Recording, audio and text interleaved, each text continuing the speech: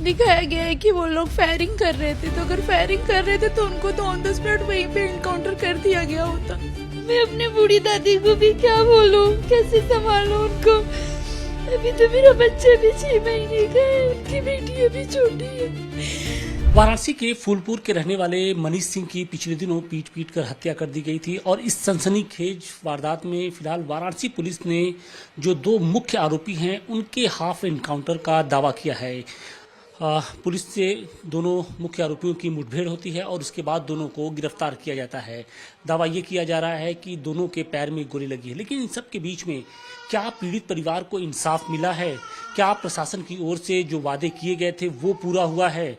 क्या पीड़ित परिवार की ओर से जो तमाम मांगे रखी गई थी उसको सरकार की ओर से पूरा किया गया है? इन सभी बातों पर बातचीत के लिए हमारे साथ मृतक मनीष सिंह की जो पत्नी हैं अंकिता, वो हमारे साथ हैं। अंकिता, आपसे सरकार की ओर से तमाम दावे किए गए थे, प्रशासन के अधिकारी आए, विधायक भी आए थे, हाफ इनकाउंटर किया गया है। आप लोग को लगता है कि इंसाफ मिला है आप लोग को? नहीं सर, कोई इंसाफ नहीं मिला है। उन लोगों ने तो पूरा दावा किया था कि हम एक एक को मारेंगे, किसी को नहीं बख्शा जाएगा, लेकिन 2 को पकड़े भी, मारे भी, तो भी हाफ इनकाउंटर। वो भी देख के ऐसा लग रहा है कि हमारे साथ मजाक किया गया है। सबकी सोची समझी साजिश लग रही है सब चीजें। नीतू मैम ने भी मुझसे प्रॉमिस किया था, लेकिन उन्होंने भी ऐसा मजाक किया हमारे साथ। सिर्फ दिखावे के लिए ऐसा लग रहा है कि जो इनकाउंटर किया गया है वो दिखावे के लिए किया गया है, या फिर वाकई उसमें कोई सच्चाई आप लोग को लगती है? क्योंकि प्रशासन का ये दावा किया गया कि उनको उस वक्त गिरफ्तार किया गया जब वो भाग रहे थे। सर ऐसा अगर वो भागते, यहाँ तक भी दिखाया गया है कि वो लोग फायरिंग कर रहे थे, तो अगर फायरिंग कर रहे थे तो उनको तो ऑन द स्पॉट वहीं पे इनकाउंटर कर दिया गया होता।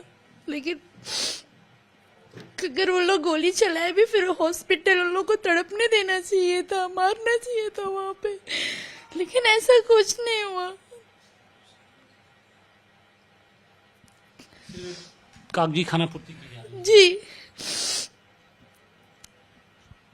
तमाम तरह की मदद का भी आश्वासन दिया गया था, वादा किया गया था।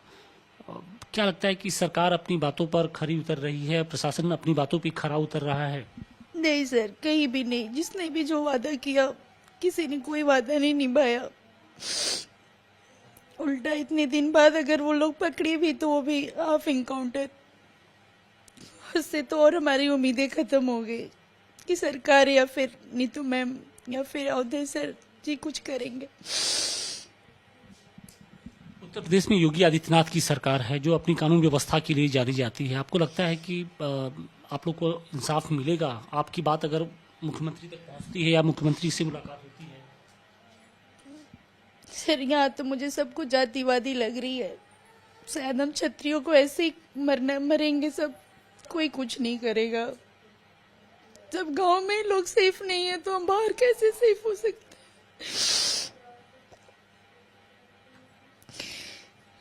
क्या जो आरोपी थे उनसे किसी बात की रंजिश थी? आखिर इतनी बड़ी घटना आखिर कैसे हो गई? आपको क्या समझ में आया? कभी कुछ मनीष ने कुछ बताया हो कि नहीं, उस रास्ते से जब गुजरते हैं तो कुछ लोगों से मेरी लड़ाई झगड़ा या फिर? नहीं सर, उधर से तो हमारा डेली का आना जाना था। अगर मैं भी कहीं जाती थी तो उसी रास्ते से वो लेके जाते थे कंपनी होते हुए। मैं तो यहाँ तक बोलती थी, इतनी रात को आते हो, जल्दी आया करो। तो बोलते थे ऐसा डरा मत करो, कोई अपना दुश्मन नहीं है। वो तो 12 बजे 1 बजे रात तक आते थे वहाँ पे। कभी माल आता था, माल खाली करके 2 बजे 3 बजे ऐसा करके आते थे। लेकिन उस दिन नहीं पता किसकी साजिश थी। लोगों ने जानबूझ के ऐसा किया, क्या किया मुझे कुछ नहीं पता। इतनी बेरहमी से उनको मारा कि शायद इतना तो दुश्मन भी पहलेगा वो तो भी नहीं करेगा। किस चीज की दुश्मनी निकाले मुझे नहीं पता। बहुत बेरहमी से मारा उनको, बहुत बेरहमी से मारा उनको, बेरहमी से मारा।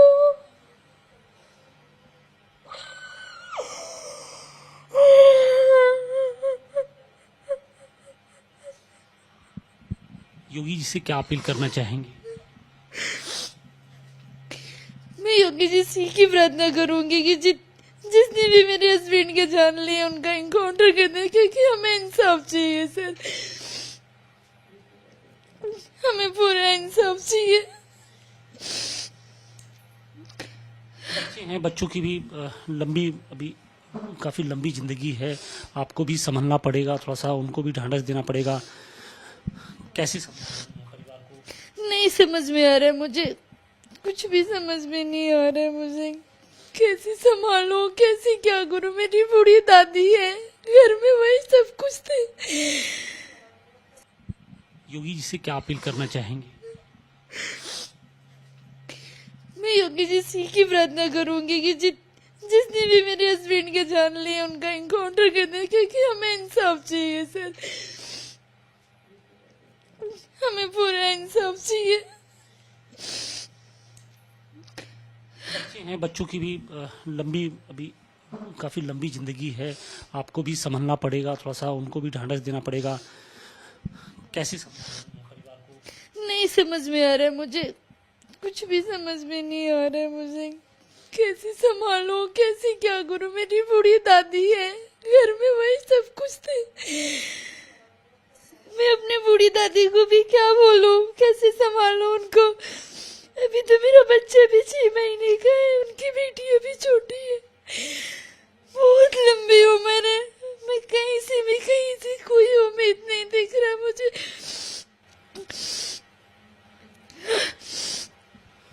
बिल्कुल, देखिए इन आंसुओं का हिसाब सरकार को देना होगा, क्योंकि जिस तरीके से जो तमाम वादे किए गए थे, तमाम दावे किए जा रहे थे, उनमें से एक भी वादा ऐसा नहीं है जो अभी तक पूरा हो पाया है। और यही कारण है कि परिवार लगातार अब सरकार पर हमलावर है। उसी सरकार के किसी भी दावे पर एतबार नहीं है, क्योंकि जिस तरीके से ये एनकाउंटर किया गया है उस पर भी जो पीड़ित परिवार है वो सवाल उठा रहा है। इसके साथ ही जो अन्य तरह की जो एक मुआवजा देने की बात कही जा रही थी, चाहे मुख्यमंत्री से मिलाने की बात हो रही थी, इन सभी को लेकर जो इनकी उम्मीदें हैं वो दम तोड़ती जा रही हैं।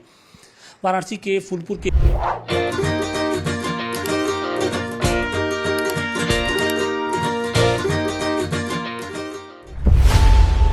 खबरों की रणभूमि में यहाँ शोर नहीं, सोच लड़ती है। जहाँ शब्द नहीं, फैक्ट्स वार करते हैं और हर सवाल खोलता है सच की नई परत।